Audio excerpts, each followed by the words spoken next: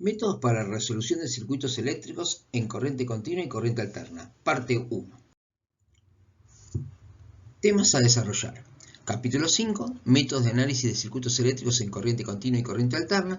En esta clase vamos a desarrollar la resolución de circuitos eléctricos en general, resolver un circuito por el método de las corrientes de malla y por el método de las tensiones de nodo.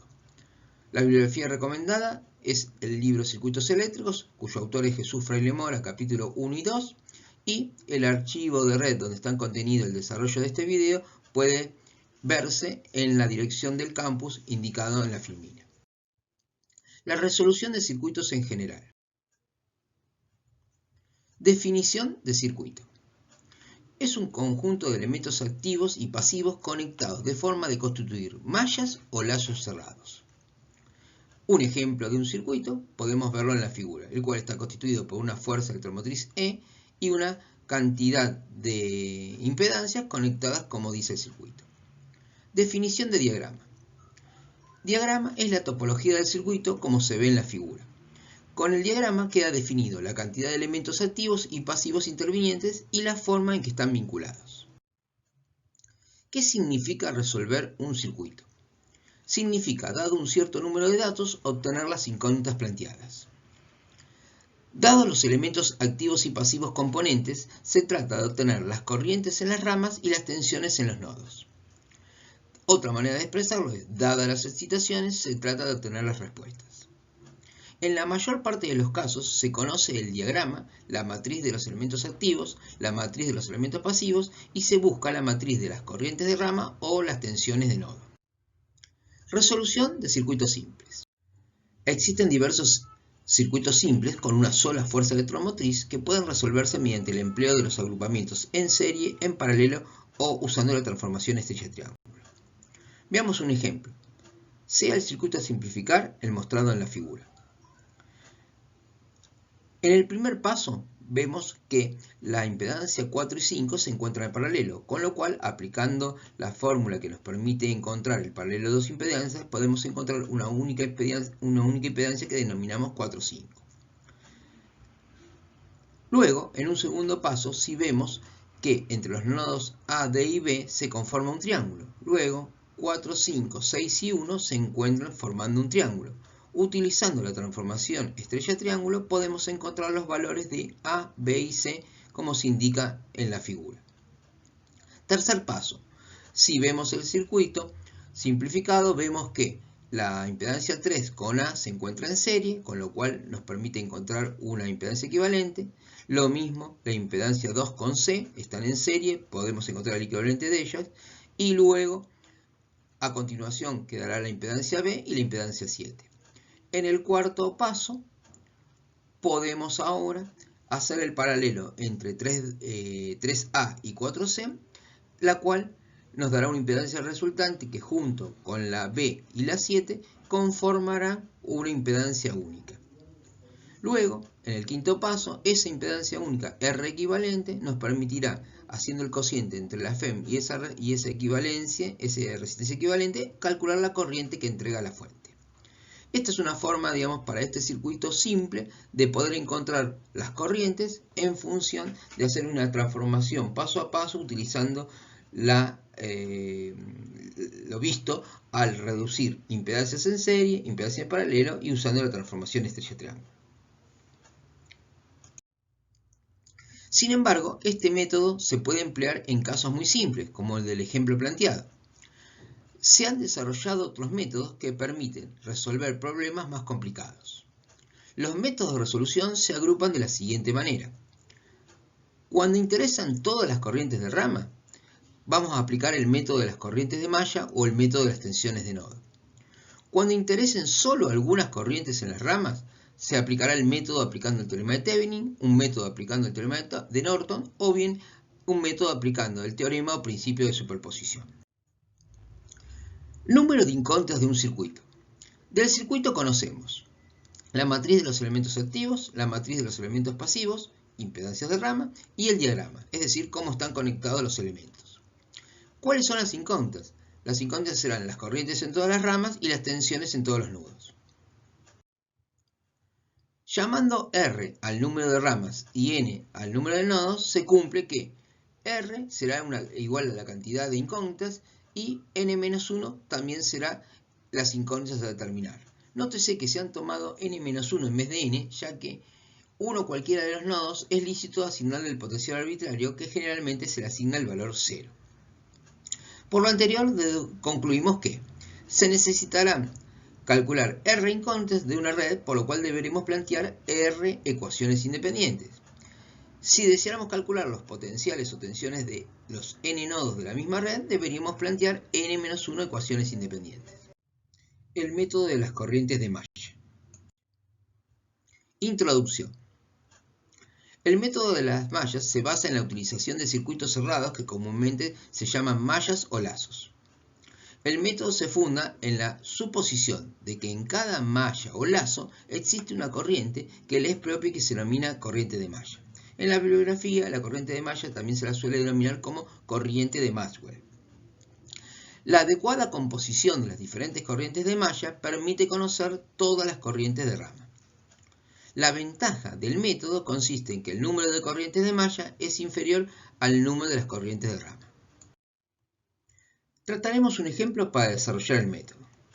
Sea el circuito de la figura, donde hemos definido las corrientes de malla IA, IB y C, que se encuentran indicadas con línea de trazos y sus flechas. Además, hemos definido las corrientes de rama I1, I2, I3, I4 y I5, y conocemos del circuito su topología, es decir, la forma en que están interconectados los elementos, y los valores de las fuerzas electromotrices E1, E2 y E3, y todos los valores de las impedancias Z1', Z1 segunda, Z2, Z3, Z4 y Z5.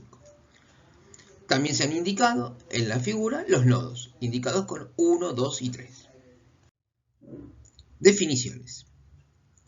El número de nodos independientes NI se define como NI igual a n-1, siendo n el número de nodos. Para nuestro ejemplo, NI es igual a 3 menos 1, dos nodos independientes. El número de mallas independientes M es igual al número R de ramas menos el número de nodos independientes, es decir, M igual a R menos NI. Reemplazando NI por N-1, resulta que M es igual a R menos N más 1, siendo R el número de cantidad de ramas. Para nuestro ejemplo, M será igual entonces a R menos N más 1 igual a 5 menos 3 más 1 igual a 3. Los nodos están indicados con los números 1, 2 y 3 en el diagrama, mientras que las ramas son los trayectos entre cada par de nodos. En la figura vemos las mallas consideradas, A, B y C, los nodos 1, 2 y 3, de cómo están conectados en el circuito a considerar. En la figura vemos que se pueden tomar tres mallas como A, B y C y que se encierran los recorridos 1, 2, 3, 1, 1, 3, 1 y 2, 3, 2. En cada malla existirá una corriente de malla que denominaremos IA, IB e IC. Ahora procedamos a aplicar las leyes de Kirchhoff en cada malla y se tendrá malla 1, 2, 3, 1. Podemos escribir IB por Z2 más IB menos IC por Z4 más IB menos IA por Z5 igual a 2.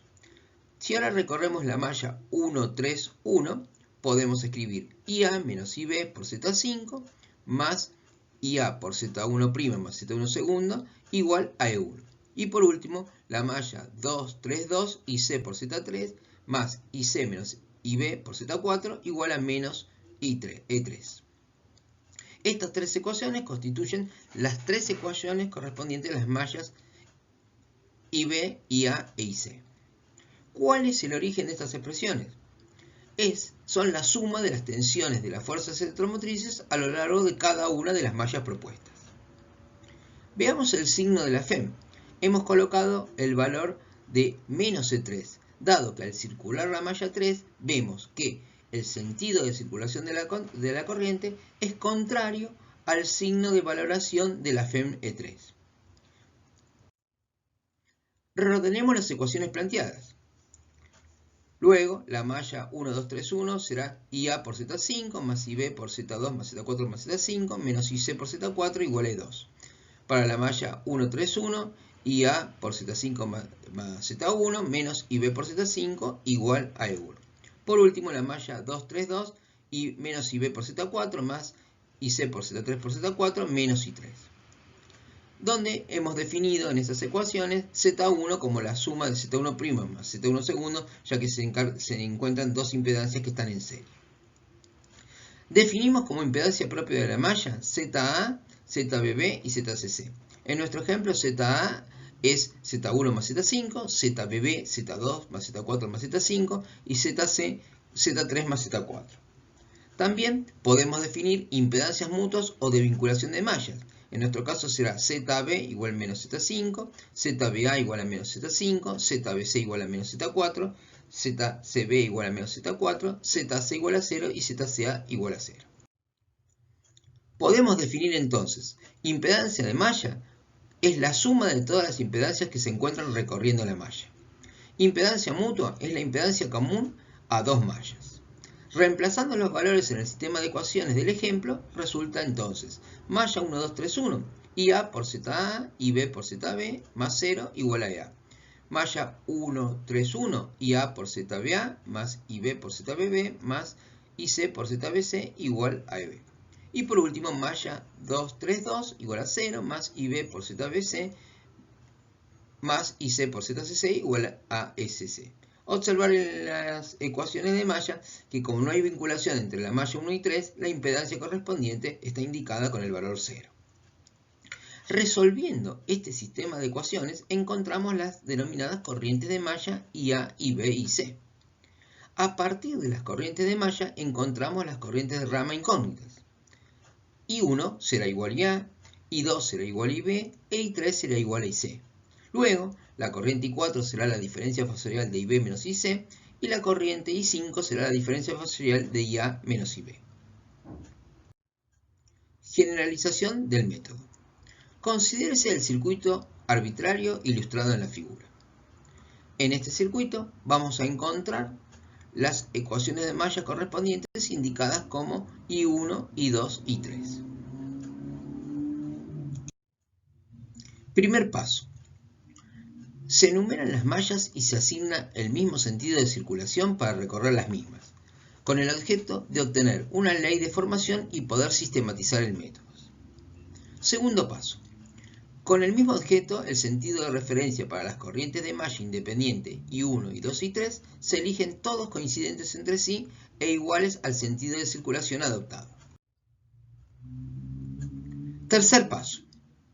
Por aplicación de la segunda ley de Kirchhoff resulta.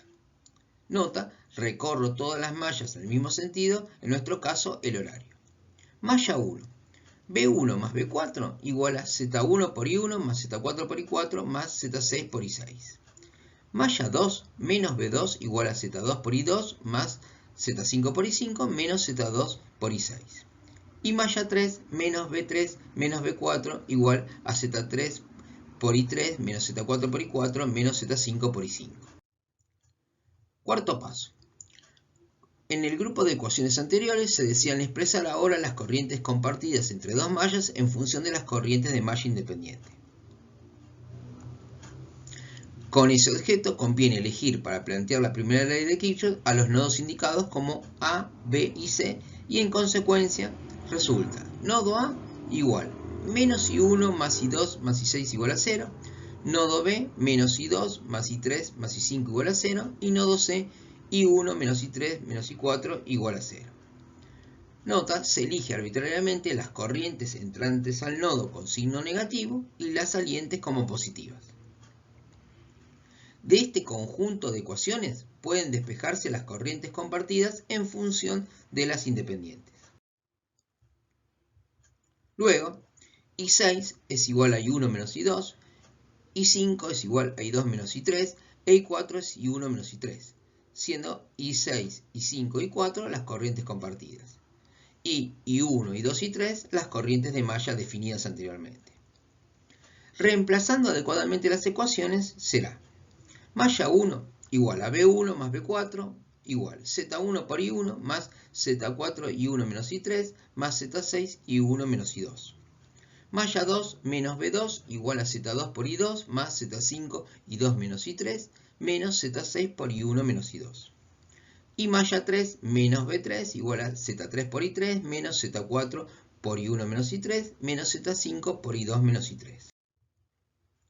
Reordenando las ecuaciones, podemos conformar el sistema que se ve en la presentación, donde en la primera ecuación tenemos Z1 más Z4 más Z6 que multiplica I1, menos Z6 que multiplica I2 y menos Z4 que multiplica I3.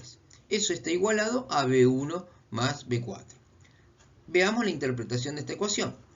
El factor Z1 más Z4 más Z6 que multiplica I1 constituye la impedancia propia de la malla, que sale de la sumatoria de Z1 más Z6 más Z4. Luego, Z6 es la impedancia compartida entre la malla 1 y la malla 2, cambiada de signo. Y Z4 es la impedancia compartida entre la malla 2 y la malla 3, cambiada de signo. Los términos independientes B1 y B4 son las tensiones que se obtienen al circular la malla, siendo positivas, atento que el circuito está recorrido en sentido horario y coincide con el sentido de la variación de las tensiones indicadas en el diagrama. Veamos ahora la ecuación 2. Z6 multiplica I1 cambiada de signo. Z6 es la impedancia compartida entre la malla 1 y la malla 2. Luego, Z2 más Z5 más Z6 multiplica I2. Z2 más Z5 más Z6 constituye la suma de todas las impedancias que conforman la malla 2. Menos Z5 por I3, donde Z5 es la impedancia que comparten la malla 2 y la malla 3. Eso está igualado a menos B2. Atento que al recorrer la malla 2, B2 tiene el sentido de variación contrario al sentido de circulación de la corriente. Por último, la tercera ecuación de la malla, menos Z4 multiplica I1, Z4 es la impedancia compartida entre la malla 1 y la malla 3, menos Z5 por I2 es la impedancia compartida entre la malla 2 y la malla 3, cambiada de signo, y Z3 más Z4 más Z5 es la impedancia que conforma la malla 3, sumando las impedancias que la componen. Por último, eso es igual a menos B3 menos B4, atento que al recorrer la malla 3 encontramos la valoración de las tensiones B3 y B4 en sentido contrario. Nótese que en las tres ecuaciones de malla planteadas, el coeficiente de la corriente independiente de las mismas está formado por la suma de las impedancias que se obtienen al recorrer la malla en cuestión.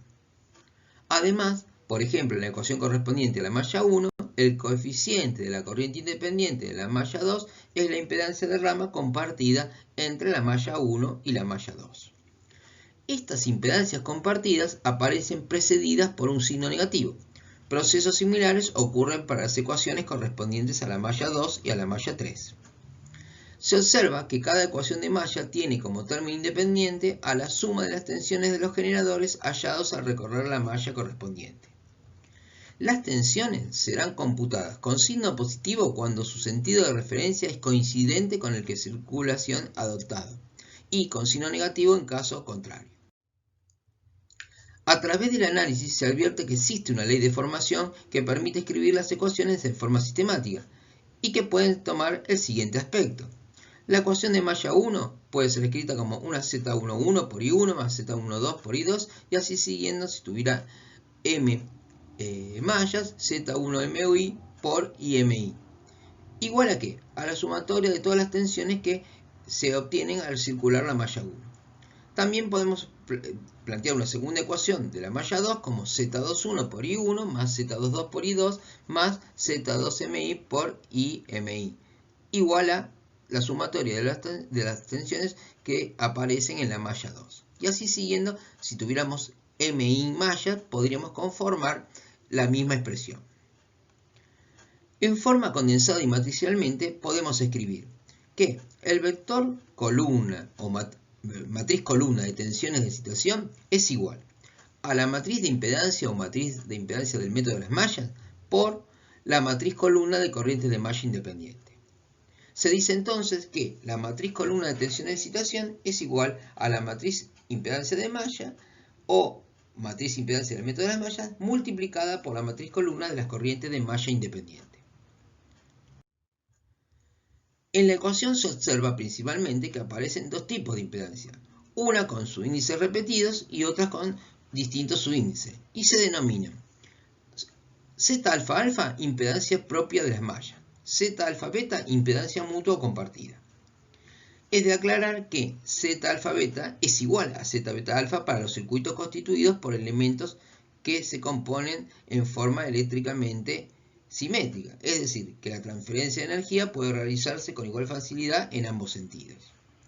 Los elementos pasivos que cumplen esta condición se denominan bilaterales. Regla práctica para escribir las ecuaciones del método de las mallas por simple inspección. Primero, se determina el número de mallas independientes, se enumeran las mismas, asignando un mismo sentido para todas las corrientes en las mismas, en coincidencia con el sentido de circulación adoptado. 2. En el primer miembro se forma una matriz columna con tantos elementos como mallas independientes tenga el circuito.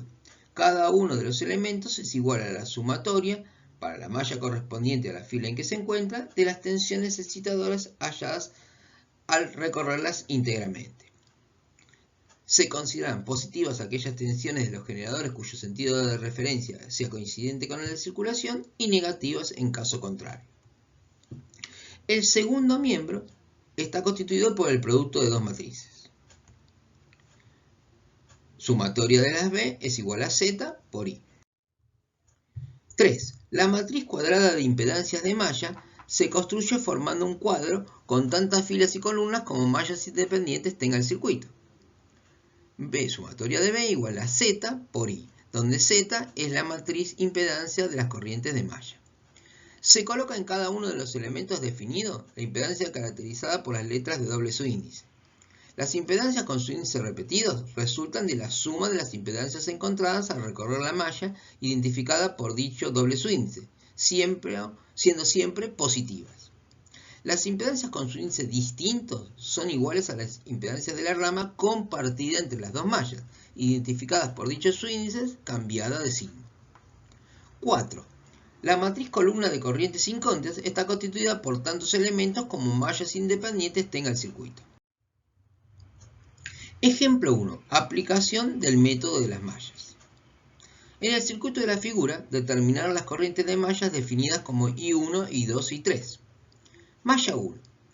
Podemos escribir, aplicando la segunda ley de Kirchhoff, que I1 por menos J8 más I1 menos I2 por 10 más I1 menos I3 por 5 es igual a 0. Luego, para la malla 2, podemos escribir I2 por J4 más I2 menos I3 por 8 más I2 menos I1 por 10 igual a menos 530. La fuente de 530 grados de la malla 2 hace circular una corriente en sentido contrario a la cíclica de su malla, razón por la cual se ha de considerar con signo menos. Aplicando la segunda ley de Kirchhoff a la tercera malla, se deduce malla 3, I3 por 3 más J4 más I3 menos I1 por 5 más I3 menos I2 por 8 igual a menos 10 con un ángulo de 0 grados. Agrupando los términos, resulta el sistema de ecuaciones siguiente. 15 menos J8 por I1 menos 10 por I2 menos 5 por I3 igual a 0. Menos 10 I1 más 18 más J4 I2 menos 8 por I3 igual a menos 530. Y la tercera ecuación, menos 5 I1 menos 8 I2 más 16 más J4 por I3 igual a menos 10 0. Resolviendo las ecuaciones anteriores, encontramos las corrientes de malla solicitadas. El método de las tensiones de nodo o método de los nodos. Revisión de conceptos necesarios para plantear el método de los nodos. Rama. Se entiende por rama a un tramo de circuito sin derivaciones entre dos nodos. Nodo. Es el empalme o lugar de encuentro de dos o más ramas. Desde el punto de vista eléctrico, puede considerarse como todo punto del circuito cuyo potencial desea ponerse en evidencia. Número de nodos independientes es igual al número total de nodos disminuidos en una unidad. Voltaje, diferencia de potencial o tensión. Definimos el voltaje o diferencia de potencial a través de un elemento como el trabajo realizado para mover una carga unitaria de más un coulomb a través del elemento de una terminal a otra. La unidad del voltaje o diferencia de potencial es el volt. Representamos un voltaje por V y usaremos la convención de polaridad más menos mostrada en la figura, es decir, la terminal A es V-vol positiva con respecto a la terminal B. Podemos usar una notación de doble índice donde VAB denota el potencial del punto A con respecto al punto B. Puesto que la existencia de un voltaje se define entre dos nodos, podemos seleccionar un nodo de la red que sea un nodo de referencia y asociarlo a un voltaje con cada uno de los otros nodos. A modo de referencia le vamos a asignar el potencial 0 y comúnmente se lo designa como tierra. Primera ley de Kirchhoff. En un nodo de un circuito, la suma de las corrientes que llegan al nodo es igual a la suma de las corrientes que salen de él. O dicho de otro modo, la suma algebraica de las corrientes que concurren al nodo es igual a 0. Una expresión matemática general de la ley de corrientes de Kirchhoff es la sumatoria de n igual 1 a n mayúscula de IN es igual a 0. Donde IN es la enésima corriente que entra o sale del nodo y N es el número de corriente de nodo. Transformación de fuentes. En la figura se muestra el circuito equivalente correspondiente a una fuente real de tensión y una fuente real de corriente. El procedimiento para transformar una fuente de tensión en fuente de corriente consiste en aplicar la ley de Ohm para determinar el valor de la corriente I que caracteriza al generador de corriente y N a partir de la tensión B y la impedancia Z de la fuente de tensión dada. Y N es igual a B sobre Z simplemente aplicando la ley de Ohm. Conectar la misma impedancia Z, dato, en paralelo con el generador de corriente. Considérese el circuito arbitrario ilustrado en la figura. El número de nodos independientes, NI, es igual a N menos 1, es decir, a 3 menos 1, dos nodos independientes. Numeremos los dos nodos independientes como I2. El nodo 3 se elige como referencia, computando respecto a él los potenciales de los demás nodos. Los generadores de corriente proveen las corrientes I5 e I6, obviamente conocidas. Los sentidos de referencia para las demás corrientes se han tomado en forma arbitraria. Adoptamos por convención para asignar el signo a las corrientes que serán positivas aquellas que salen del nodo y negativas las que entran al nodo. Apliquemos la primera ley de Kirchhoff en cada nodo. Luego, en el nodo 1, menos I1 más I2 más I3 menos I5 tiene que ser igual a 0. En el nodo 2, I1 menos I2 menos I4 más I6 igual a 0. En las ecuaciones anteriores, I5 e I6 son las corrientes independientes impuestas por los generadores. Las demás corrientes pueden expresarse en función de los potenciales y las admitancias, aplicando la ley de Ohm en las ramas del circuito de la figura. Veamos entonces, la tensión B21, que es la diferencia del potencial entre B2 y B1, es igual a B más Z1 por I1. Si vemos el circuito, vamos recorriendo el nodo 1 al nodo 2, podemos plantear la ecuación vista. De esta ecuación despejamos I1. I1 es igual a B2 menos B1 menos B por la admitancia 1. La admitancia Y1 es la inversa de Z1. Pero también, si recorro por otra rama del circuito, la diferencia de potencial entre B2 y B1 es igual a menos I2 por Z2, de donde I2 es igual a B1 menos B2 por Y2. Veamos ahora la diferencia de potencial B1,3. Es B1 menos 0, atento a que B3 lo hemos tomado con potencial 0. Es igual a I3 por Z3. I3 es igual a B1 por la admitancia 3. Veamos ahora la diferencia de potencial entre B2 y B3. B2 menos 0 es igual a menos I4 por Z4, de donde I4 es menos B2 por Y4. Reemplazando estas últimas ecuaciones en la de nodos, resulta. En el nodo 1, reemplazando I1, I2, I3 y I5, será menos B2 menos B1 menos B por la admitancia 1 más B1 menos B2 por la admitancia 2 más B1 por la admitancia 3 menos I5 igual a 0. Y en el nodo 2, B2 menos B1 menos B por la admitancia 1 menos B1 menos B2 por I2 menos B2 por I4 más I6 igual a 0. Operando las ecuaciones anteriores en función de los potenciales de nodo independiente, podemos escribir. Nodo 1, Y1 más Y2 más Y3 por B1. menos y1 más y2 por b2, igual a y5 menos b por y1. En el nodo 2, menos y1 por y2 por b1 más y1 más y2 más y4 por b2, igual a menos y6 más b por y1. Vemos que b por y1 constituye la corriente del generador de corriente equivalente. Nótese que en las dos ecuaciones de nodo planteadas, los potenciales de nodo independiente tienen como coeficiente la suma de las admitancias que concurren a los respectivos nodos. Además, en la ecuación correspondiente al nodo 1, el potencial del nodo 2 tiene como coeficiente la suma de las admitancias tendidas entre los nodos 1 y 2, precedidos con un signo negativo. Proceso análogo ocurre en la ecuación del nodo 2 respecto al potencial 1. Finalmente, se observa que cada ecuación de nodo tiene como término independiente a la suma de las corrientes independientes, provistas por los generadores que convergen al nodo al cual corresponde la ecuación, computadas con signo positivo si son entrantes al nodo y negativo en caso contrario. A través del análisis se advierte que existe una ley de formación que permite escribir las ecuaciones en forma sistemática y que pueden tomar el siguiente aspecto. y11 por b1 más y21 por b2 y así siguiendo, y1ni por bni es igual a ¿qué? A la sumatoria de todas las corrientes de los generadores aportados en el nodo correspondiente. Y esa corresponderá a la ecuación del nodo 1. El nodo 2 tendrá una ecuación que podrá ser escrita como y21 por b1 más y22 por b2 más y2ni por bni igual a la sumatoria de todas las corrientes correspondientes al nodo 2. Y así siguiendo, podríamos explicar, si tuviéramos ni nodos, sería bni por b1 más bni2 por b2 más bni por ni bni igual a la sumatoria de todas las corrientes que concurren al nodo ni. Así, estas ecuaciones pueden ser escritas en forma matricial de la siguiente manera. La sumatoria de todas las corrientes que conforman la matriz columna de corriente de excitación es igual a la matriz de admitancia de nodo, admitancia del método de los nodos, por la matriz columna de tensiones de nodo independiente.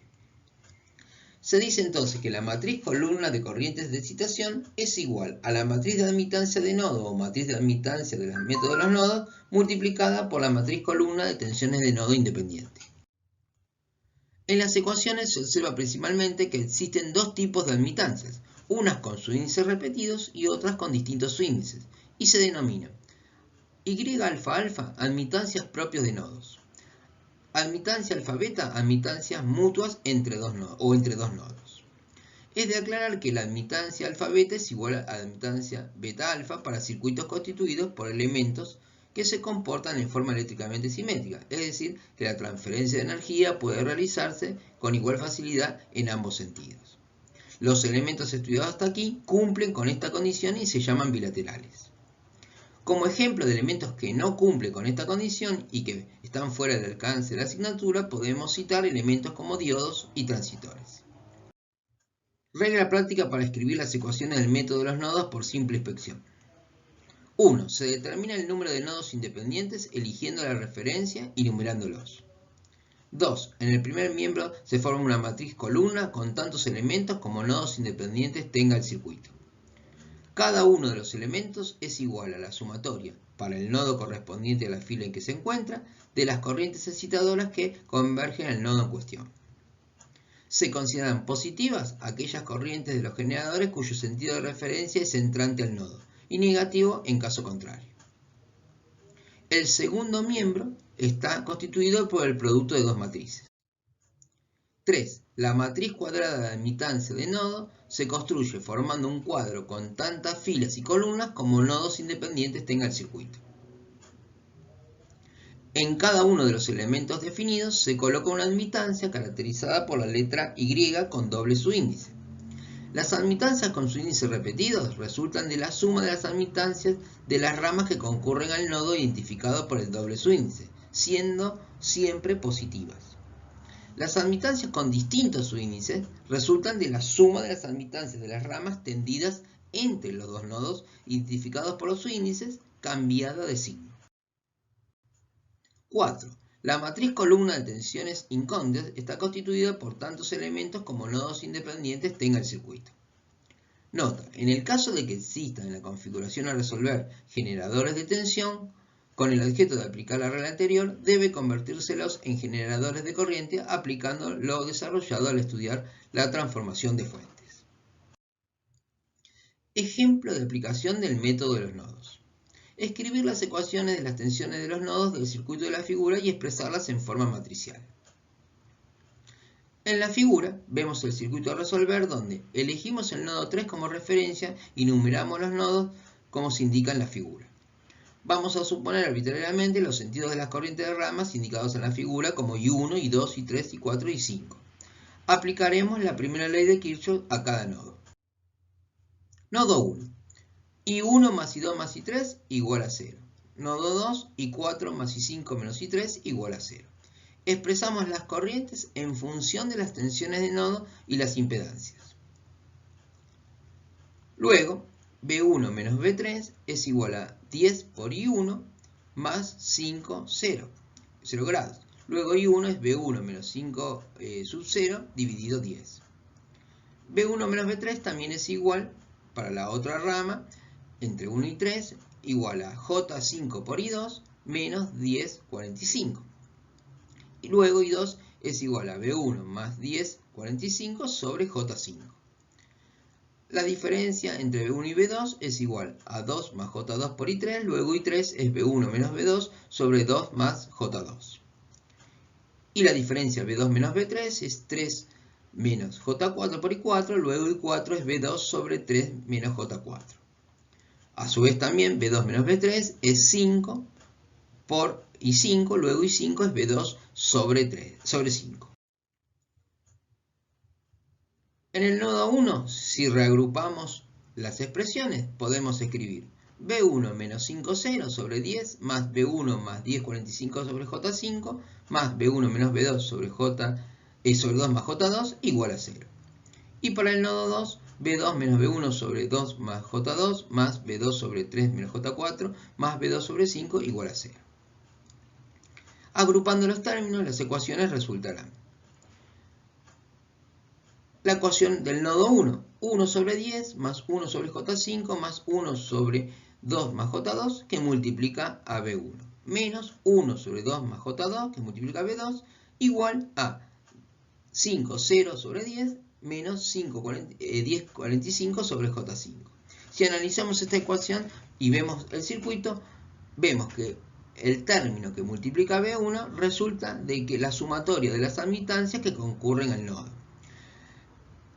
El coeficiente de B2 es la admitancia que vincula el nodo 1 con el nodo 2 cambiada de signo.